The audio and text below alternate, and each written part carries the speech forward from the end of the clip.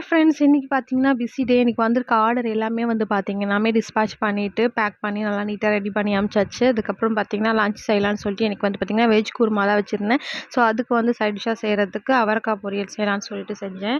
இது வந்து பார்த்தீங்கன்னா எங்கள் வீட்டில் அதிகமாக யாரும் அவரைக்காய் சாப்பிட மாட்டாங்க. நான் மட்டும் தான் வந்து சாப்பிடுவேன். எனக்கு ரொம்ப பிடிக்கும். ஸோ அதனால எனக்கே ஸ்பெஷலாக கொஞ்சமாக வந்து செஞ்சுட்டேன். கடாயில் கடுகு, அப்புறம் 2 பூண்டு இடித்து போட்டு, கொஞ்சம் கறி லீவ்ஸ் போட்டு, கொஞ்சம் ஆனியன் போட்டு நல்லா வதக்கிட்டு, கொஞ்சமாக தக்காளி வந்து ஆட் பண்ணிவிட்டு அதையும் நல்லா வதக்கிட்டேன். அதுக்கப்புறம் வந்து அவரைக்காவ ஆட் பண்ணிவிட்டு, கொஞ்சம் உப்பு, மஞ்சத்தூள், அதுக்கப்புறம் வந்து கொஞ்சமாக மிளகாத்தூள் போட்டு ஆட் பண்ணிவிட்டு நல்லா மிக்ஸ் பண்ணிக்கலாம். நல்லா கிளறிட்டு வதங்கினதுக்கப்புறம் கொஞ்சமாக தண்ணி விட்டுட்டு நல்லா மிக்ஸ் பண்ணிவிட்டு, அதுக்கப்புறம் ஒரு தட்டு போட்டு வச்சு 5 நிமிஷத்துக்கு அப்புறம் வேக வச்சு எடுத்தா பொரியல் ரெடி ஆகிடும். இதுதான் சிம்பிளாக நான் செய்வேன். இது தேங்காய் கூட துருவி போட்டு நம்ம ஆட் பண்ணி சாப்பிடலாம். பட் நான் தேங்காய் அரைச்சி விட்டு தான் நான் வந்து வெஜ் குருமா வச்சுருக்கேன். அதனால வந்து நான் தேங்காய் ஆட் பண்ணல. இன்றைக்கி கேரட், பீன்ஸ், பட்டாணி எல்லாமே போட்டு குருமா திக்காக வச்சாச்சு. அதுக்கப்புறம் அம்மா வீட்டிலேருந்து எடுத்து அந்த மாம்பழம் பழுத்துருச்சான்னு சொல்லிட்டு பார்த்தேன். அதுவும் பழுத்துச்சு. சரி, ஓகே, இன்றைக்கோட லஞ்ச் ஓவர்.